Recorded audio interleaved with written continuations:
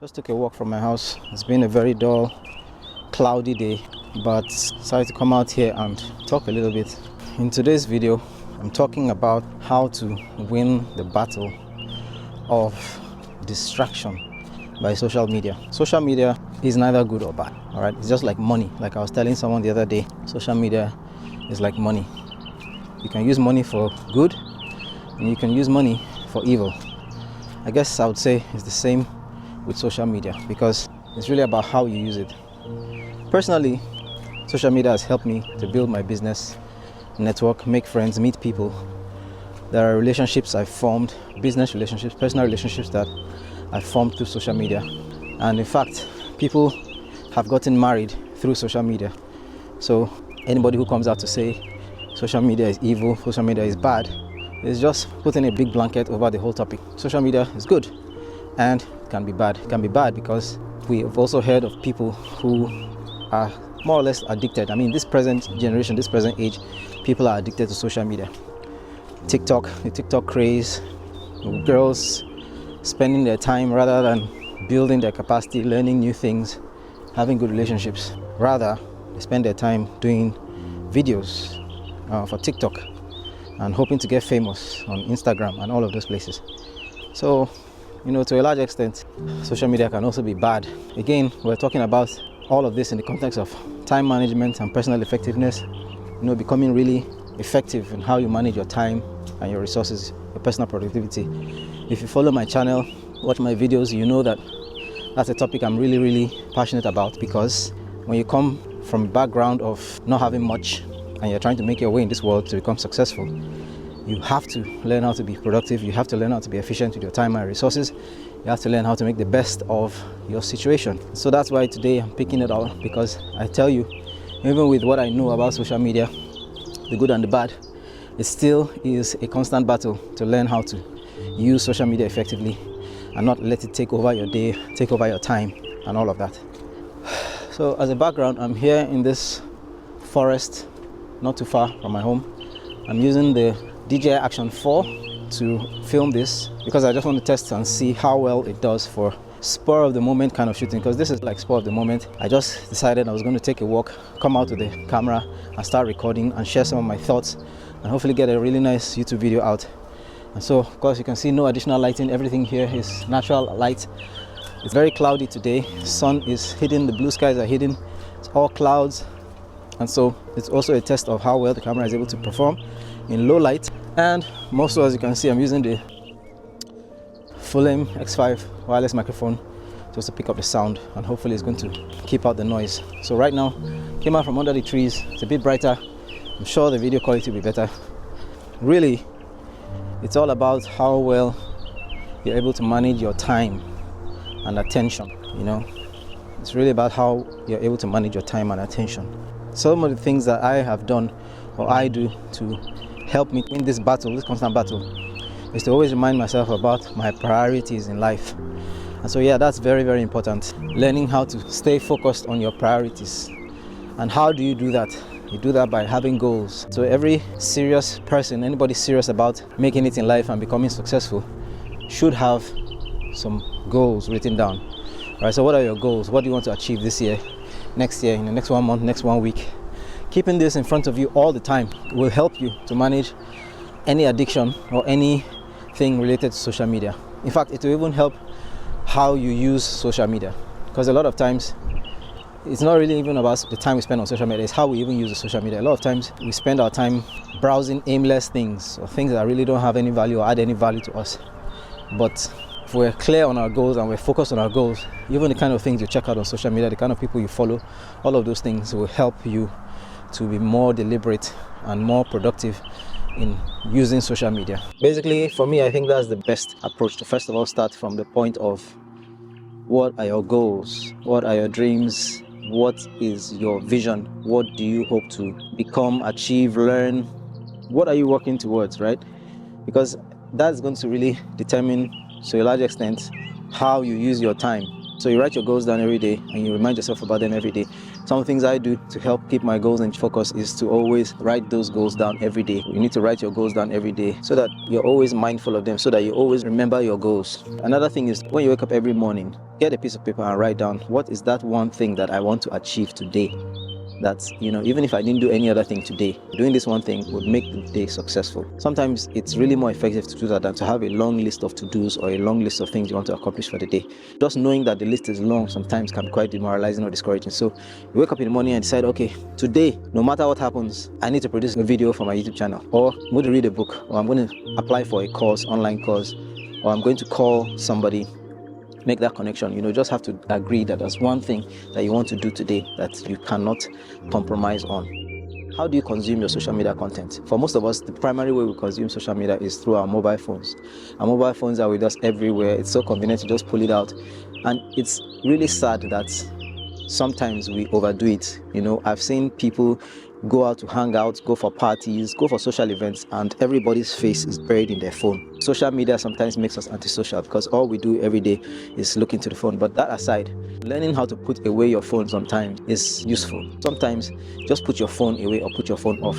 It's okay, right, to leave your phone upstairs and go downstairs and have your dinner or your meals or cook. It's okay to leave your phone in the room while you go into the toilet to use the bathroom or use the toilet.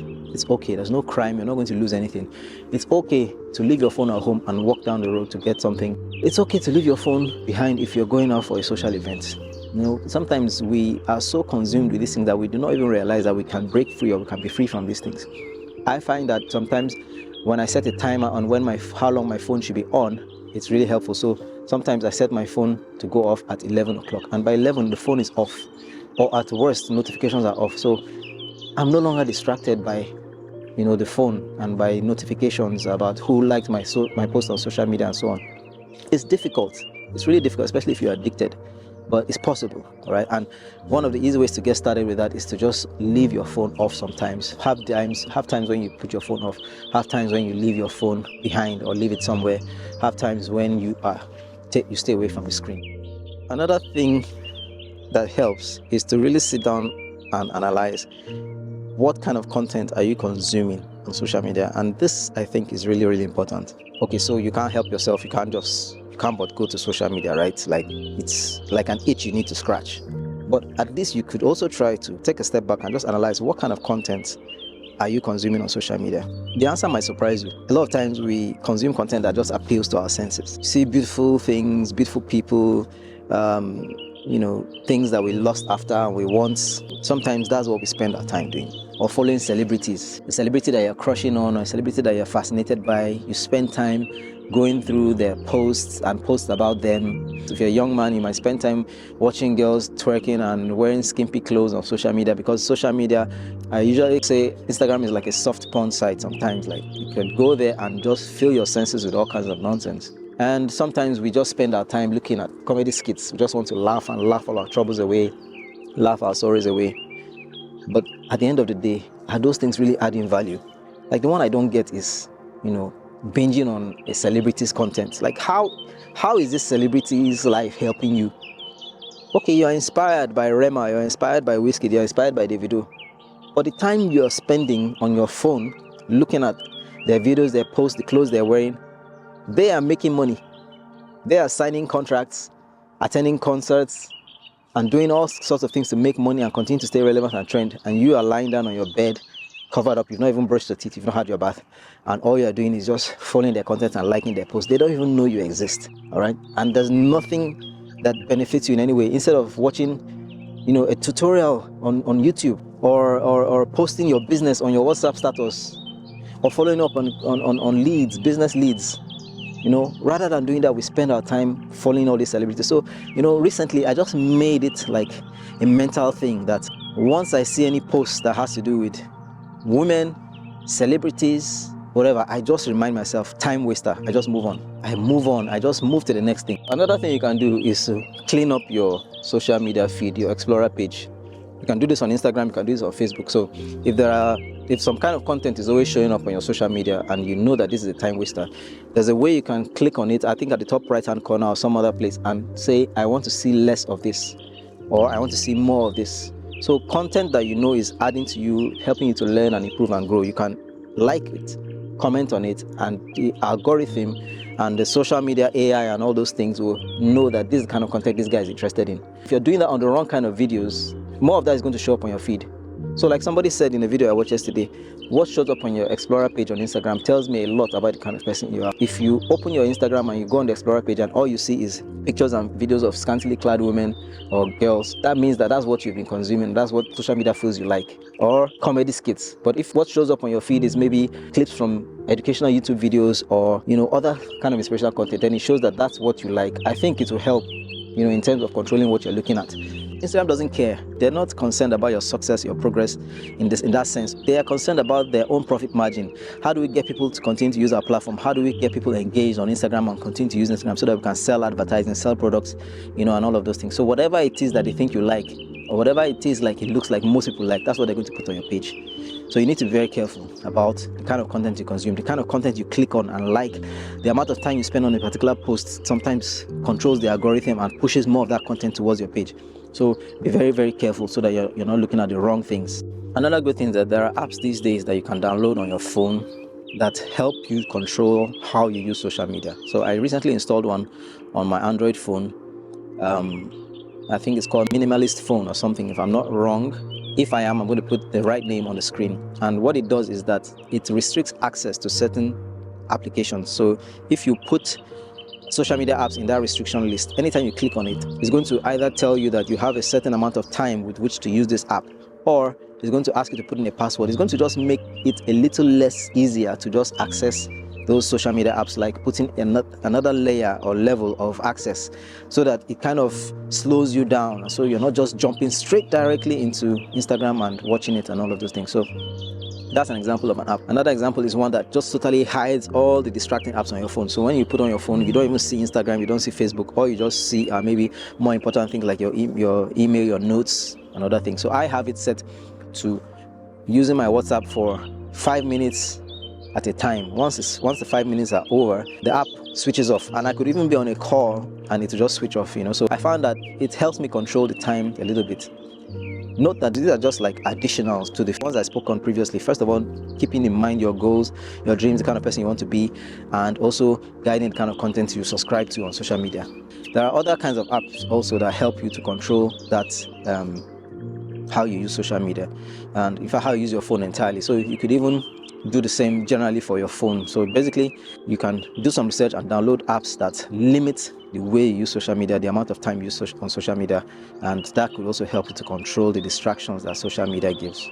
One other thing I'll talk about is the kind of apps I would recommend that, from my personal experience, are probably better than other kinds of apps. So there are some apps that I find to be social media apps. I'm talking about social media apps. There are some apps that I think will do you better than others, and there are some that I think are just totally useless.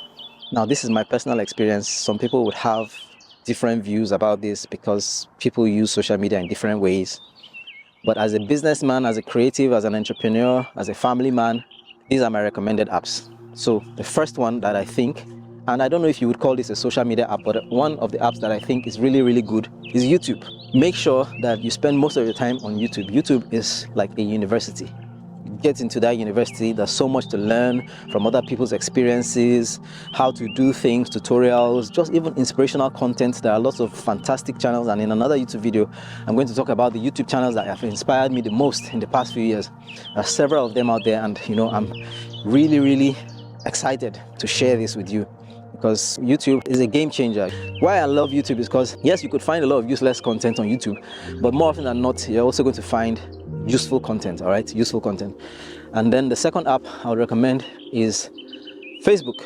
Facebook, because the way Facebook started as a place to connect with people that you know, people in your network, so your family and friends, you link up with each other and you can see each other. Bearing that in mind, that's why I recommend Facebook, because when I go on Facebook, I see what my friends, people I know, are posting, sharing, commenting on, and the engagement on Facebook is better right now than Instagram and other places. Facebook engagement is more real, is more organic.